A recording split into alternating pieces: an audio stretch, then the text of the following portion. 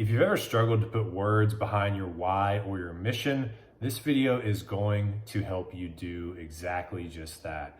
I struggle with this a lot too back in the day, and it wasn't until I read an amazing book called Find Your Why by Simon Sinek that everything became clear, and I found the mission or deeper purpose behind why I get up and continue to learn and create and grow and help other people. Today, I'm going to share my stories that led me to this discovery in brief, and I'm going to show you exactly how you can dig and find this for yourself as well. I can tell you that when I discovered this, it was almost like I had been looking at my coaching business through a pair of binoculars, but the lenses were fogged up. And once I discovered my why or my deeper mission and I understood how I got to be this way, then it was like those lenses became crystal clear, and it actually helped me not only communicate my why to the market, but also make strategic decisions about my coaching business. So if you don't know me, my name is Brian Elwood. I help coaches and experts grow their businesses to the six-figure range. And I remember a day when I was working with my coach, David Foster, and he challenged me. He said, "So what's your mission, Brian? What are you doing all this for?" Because, I'm doing a lot of different stuff. And I was like, I think I'm doing this to, create freedom for myself and for my family. I gave him some sort of generic answer like that, but we both kind of knew that wasn't really it. That wasn't really what was driving me. And so I decided to dedicate some time to figuring this out. I grabbed Simon Sinek's book, Start With Why, and I just assumed this book is called Start With Why, so I'm assuming it can help me find my why. And I didn't really know anything beyond that. I didn't really know what a why was. I just thought it was some fluffy stuff, like a mission statement you put on the wall. But I decided to dedicate some of my time towards it. By the end of reading that book, I had deemed it the best business book that I've ever read, because it really explained the foundation behind why companies like Apple or Southwest are so successful. And it really made me want to start with why as well. And so then I read his follow-up book called Find Your Why. And in that book, the process of finding your why boils down to uncovering the top stories from your past that had the biggest impact on your life and changed everything for you. So I sat down and I thought about, what were all those moments, where it was like a turning point in my life in the past. And I wrote them all down, and I came up with, 3 big stories that stuck out to me. One of them was the process of figuring out how to overcome things like anxiety and depression. I started to experience that stuff when I was in my 20s, just being nervous for no reason or feeling down for a day or two in a row, and then all of a sudden feeling good again. And I came across a book called The Power of Now. And the book taught me about, the origin point of what causes things like that was thoughts. For me, I was thinking my life sucks. I don't like my job. I don't like the way things are going. And then that really created that depressed state, right? Or I'd have an anxious thought that would precede the feeling of anxiety in my body.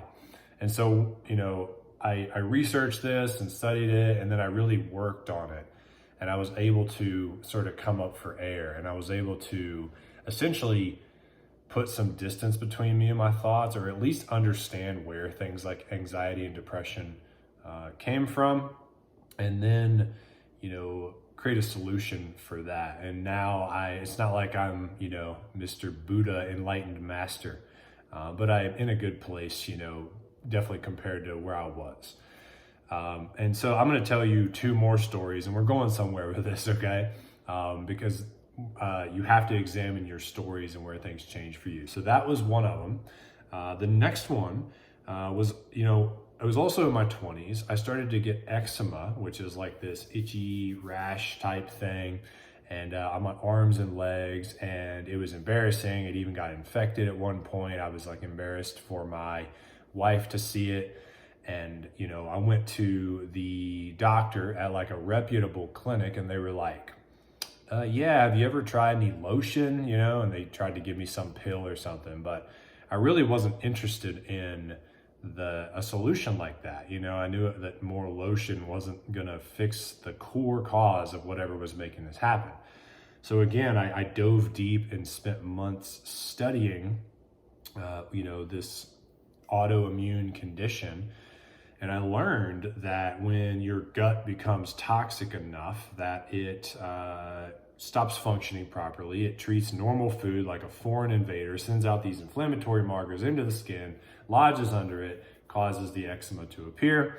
And so toxicity, or in other words, an unhealthy diet, was the core cause of me having the eczema. And, you know, it made sense because I had just come out of like being in college where my diet was pretty much Jaeger bombs, Natty Light, chicken breasts, you know, like, and cookies, you know what I mean? I ate like crap in college.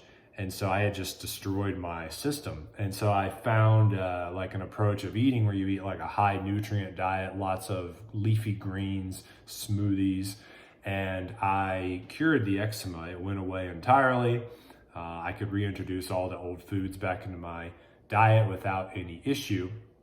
And after that, I started to teach other people how to make green smoothies, you know, and I went and like did free classes for people. I bought one of my friends a blender. I handed out copies of the book that changed my life. And to this day, you know, over 40 different people have been helped as a result of that. The third big turning point for me was when I was trying to figure out my career. So I was in corporate America. I hated it. Then I quit, worked at a grocery store, and I just was sick of trading time for dollars, you know, working for the man. I didn't want to work at a cubicle or a grocery store. And so I, you know, started reading, and I read the book Rich Dad, Poor Dad, which taught me about creating passive income. Then I met a real estate investor who mentored me. And over the course of, you know, well, it was more like years, you know, it took me to figure out real estate and get my first handful of rental properties.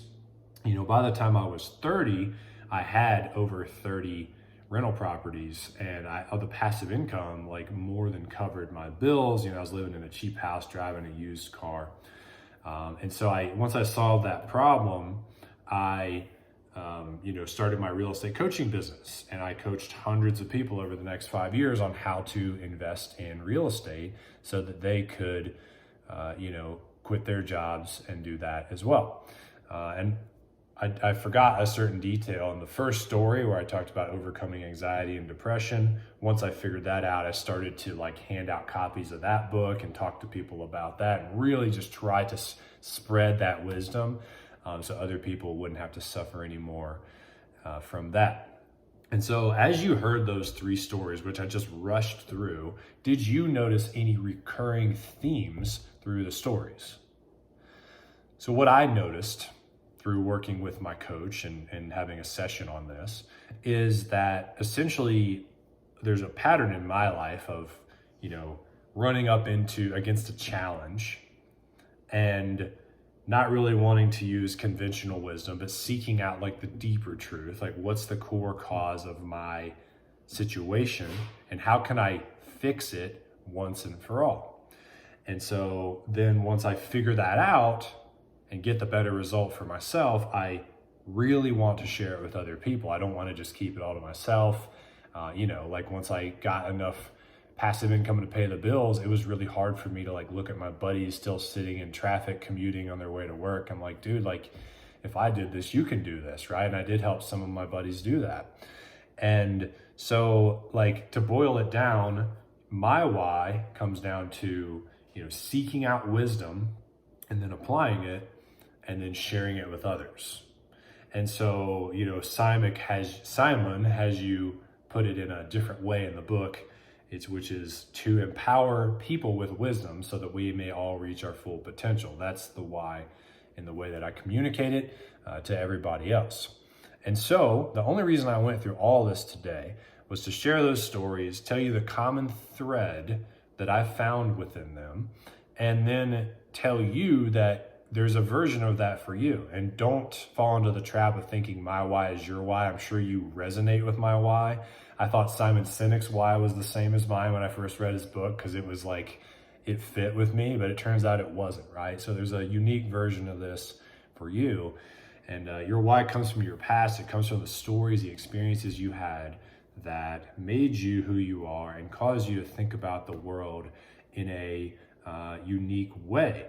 And so why is this important, right? Well, just hearing those stories and the why that came out of it for me, do you feel maybe a little bit more connected to me than you did prior?